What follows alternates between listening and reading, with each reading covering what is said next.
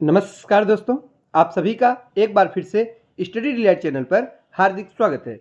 साथियों, आज हम लोग आरपीएफ कांस्टेबल के लिए जीके जीएस के प्रैक्टिस सेट को देखने वाले हैं और आज है चौथा प्रैक्टिस सेट। तो चलिए फटाफट हम लोग प्रश्नों की तरफ बढ़ते हैं, ज़्यादा समय आपका नहीं लेंगे और शुरुआत करते हैं हमारे आज के पहले प्रश्न के साथ। और पहला प्रश्न है कि भारतीय संविधान की 8वीं अनुसूची में कितनी भाषाओं का उल्लेख है। तो साथियों, महत्वपूर्ण प्रश्न है, पॉलिटी का है और अनुसूची से प्रश्न उठाया गया है। पूछा जा रहा है कि 8वीं अनुसूची में कितनी भाषाओं का उल्लेख है। तो यहां से आपका एक तो ये प्रश्न तैयार हो रहा है कि भारतीय भाषाओं यानी कि जो किस अनुसूची में भाषाओं का उल्लेख है, तो आप लोग बताएंगे 8वीं अनुसूची किसमें है साथियों। तो 8वीं अनुसूची में भाषाओं का उल्लेख मिलता है। एक तो ये प्रश्न तैयार हो गया और इस प्रश्न में पूछा गया कि कितनी भाषाओं का उल्लेख, तो 22 भाषाएं हैं। कितनी भाषाएं साथियों? 22 भाषाएं। सही जवाब होगा ऑप्शन नंबर सी। आप लोग ध्यान दीजिएगा, भारतीय संविधान की 8वीं जो अनुसूची है इसमें कुल 22 भाषाओं का उल्लेख मिलता है। साथियों, कुल अनुसूची की संख्या कितनी है, ये प्रश्न भी परीक्षा में पूछा जाता है। तो आप लोग बताएंगे 12 अनुसूची। कितनी अनुसूचियां हैं? 12 अनुसूची हैं। नेक्स्ट है, भारत के संसद से क्या आशय है।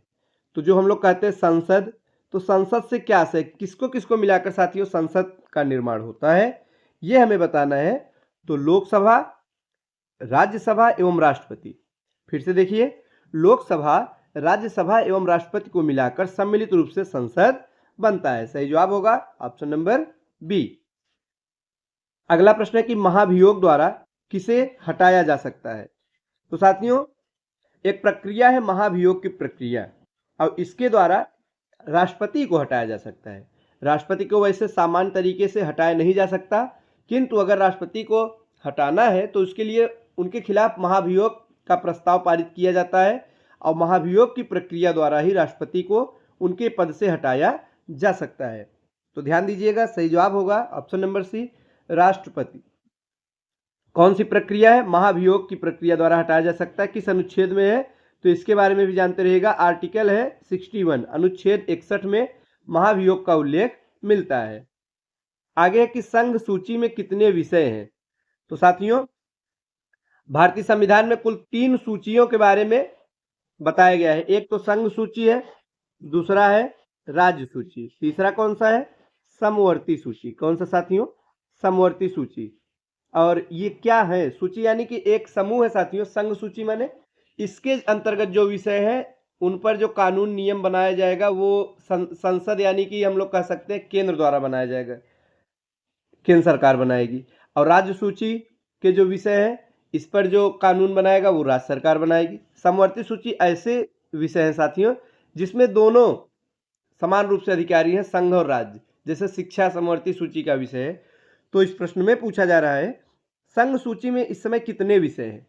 तो 97 है साथियों। कितने हैं? संघ सूची में 97 विषय हैं। सही जवाब होगा ऑप्शन नंबर ए। अगला प्रश्न है, समवर्ती सूची में कितने विषय हैं। तो साथियों, समवर्ती सूची में 52 है। कितने हैं? 52। समवर्ती सूची में कुल 52 विषय हैं।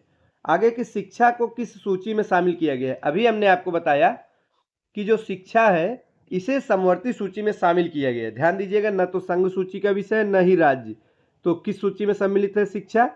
तो जो शिक्षा है वो समवर्ती सूची में इसे शामिल किया गया है। और ये जो तीनों सूचियों के बारे में हमें जानकारी मिलती है किस अनुसूची में है, तो 7वीं अनुसूची। ध्यान दीजिएगा, 7वीं अनुसूची में संघ, राज्य और समवर्ती सूची के बारे में जानकारी मिलती है।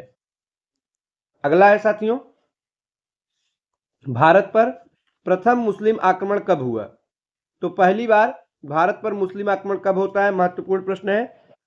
तो आप सभी पढ़े होंगे 7 से 12 ईस्वी में। सही जवाब होगा ऑप्शन नंबर ए, 7 से 12 ईस्वी में मोहम्मद बिन कासिम। कौन था? मोहम्मद बिन कासिम। इसने साथियों, इसके नेतृत्व में पहली बार भारत पर सफल मुस्लिम आक्रमण होता है। कब होता है? 7 से 12 ईस्वी में। अब इसने किस पर आक्रमण किया था? तो सिंध के एक राजा थे, उनका नाम था राजा दाहिर नाम था। क्या नाम था? दाहिर। तो अब आपको इतना ध्यान रखना है कि 7 से 12 ईस्वी में एक मुस्लिम आक्रमणकारी आता है, उसका नाम था मोहम्मद बिन कासिम, और उसने जो आक्रमण किया राजा दाहिर पर करता है।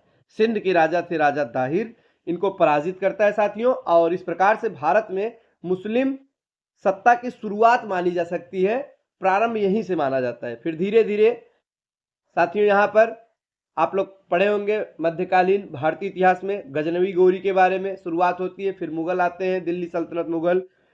तो जो शुरुआती दौर है वो यहीं से माना जाता है। 712 ईस्वी का दौर था और आक्रमणकारी का नाम था मोहम्मद बिन कासिम, और जिस राजा पे आक्रमण किया वे थे राजा दाहिर। नेक्स्ट है, किसके शासनकाल को वास्तुकला की दृष्टि से स्वर्ण काल कहा जाता है?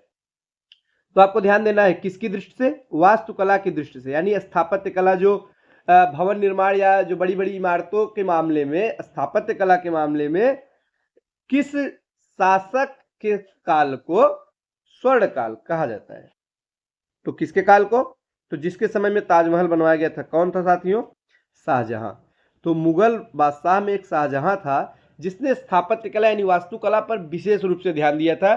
ढेर सारी स्थापत्य कला का नमूना इसने प्रस्तुत किया, वर्तमान समय में भी देखने को मिलता है। जैसे कि आप लोग ताजमहल देख सकते हैं, लाल किला वगैरह। तो ये जो है शाहजहां के शासनकाल को स्वर्ण काल के नाम से जानते हैं वास्तुकला के दृष्टिकोण से। आप लोग ध्यान देंगे, ऑप्शन नंबर सी हमारा ठीक जवाब होगा, शाहजहां।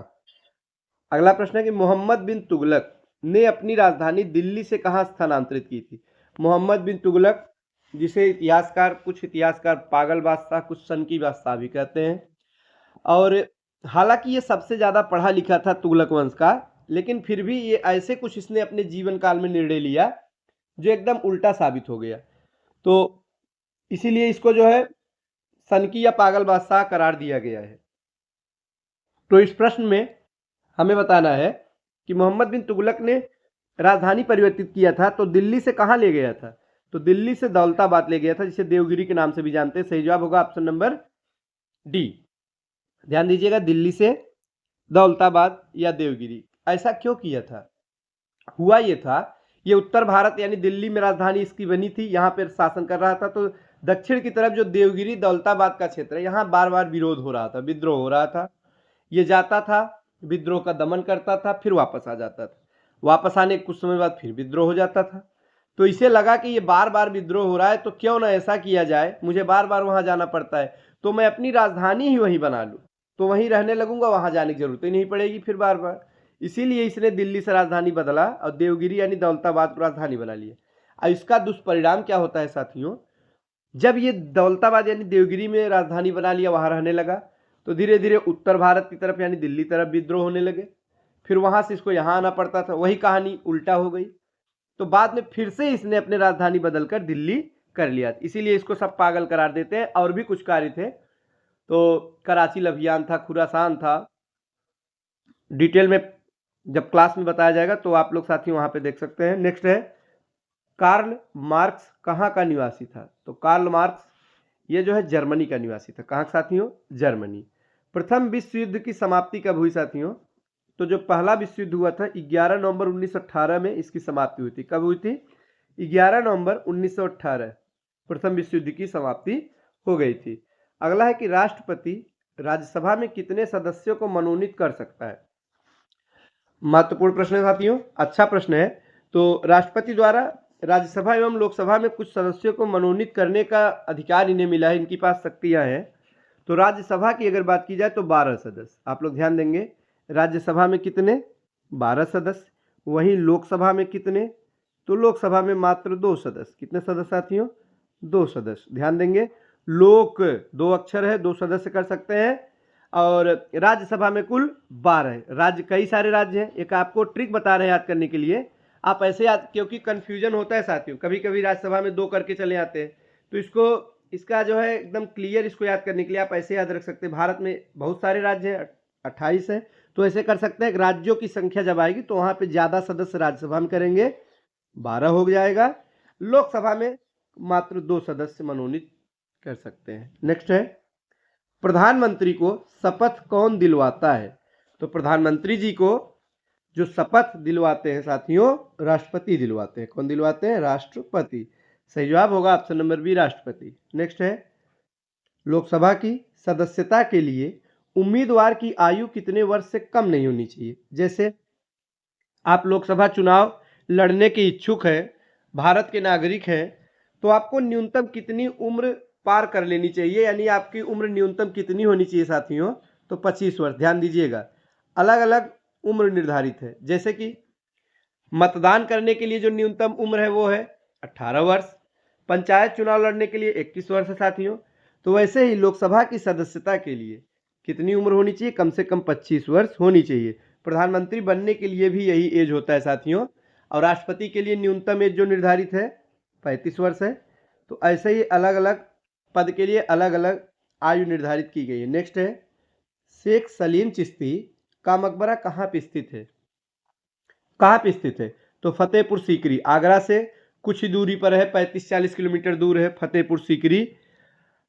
तो यहाँ पर शेख सलीम चिश्ती का मकबरा आपको देखने को मिल जाएगा। नेक्स्ट है, विश्व मौसम संगठन का मुख्यालय कहाँ पे है। कहाँ पे है साथियों, तो इसका मुख्यालय है जिनेवा में। कहाँ पे, जिनेवा में इसका मुख्यालय है। आगे, धुरी राष्ट्रों का नेतृत्व किसने किया था। जो वर्ल्ड वार हुआ था साथियों, उसमें धुरी राष्ट्रों का नेतृत्व जर्मनी ने किया था। किसने किया था, जर्मनी। नेक्स्ट है, भारत में हरित क्रांति की शुरुआत कब हुई। तो भारत में हरित क्रांति की शुरुआत 1966-67 के बीच में होती है। कब होती है, 1966-67 के बीच में। और भारत में हरित क्रांति के जनक MS स्वामीनाथन माने जाते हैं। कौन साथियों, स्वामीनाथन। हाल ही में इनका निधन हो गया, MS स्वामीनाथन। विश्व की बात की जाए तो नॉर्मन ई बोरलॉग जनक के रूप में जाने जाते हैं। हमारा अगला प्रश्न है, विश्व का सबसे प्राचीन देश कौन सा है साथियों, तो भारत। भारत का जो भारतीय वेद पुराणों में वर्णन मिलता है, सबसे प्राचीन रूप से इसका वर्णन मिलता है। सबसे प्राचीन शहर की बात की जाए तो वाराणसी जो है सबसे प्राचीन शहर के रूप में जाना जाता है। नेक्स्ट है कि कपास का जो रेशा है वो पौधे के किस भाग से प्राप्त होता है। तो साथियों, जो रेशा मिलता है वो फल से प्राप्त होता है। ऑप्शन नंबर सी हमारा ठीक जवाब होगा। आगे एक, उत्तराखंड, उत्तर प्रदेश, बिहार, पश्चिम बंगाल, सिक्किम, इसकी जो साथियों सीमाएं हैं किस देश को छूती है। तो इन राज्यों की सीमाएं आप सभी जानते होंगे। उत्तर प्रदेश किस देश की सीमा को स्पर्श करता है, एकमात्र देश है नेपाल। तो इन सभी राज्यों की जो सीमाएं वो नेपाल से लगती हैं। न उड़ पाने वाली एकमात्र पक्षी अंटार्कटिका में पाई जाती है। तो अंटार्कटिका में एक पक्षी पाई जाती है, बर्फ में जो रहती है, उड़ती नहीं है। तो क्या नाम है, पेंगुइन नाम है। आप सभी टीवी वगैरह में जरूर देखे होंगे, मोबाइल में देखे होंगे साथियों, पेंगुइन नाम है, ये अंटार्कटिका में पाई जाती है। अगला प्रश्न है, पृथ्वी की ऊपरी सतह को क्या कहते हैं। पृथ्वी की जो ऊपरी सतह साथियों तो मिट्टी से बनी है, तो मृदा संपदा होगा। सही जवाब होगा ऑप्शन नंबर सी।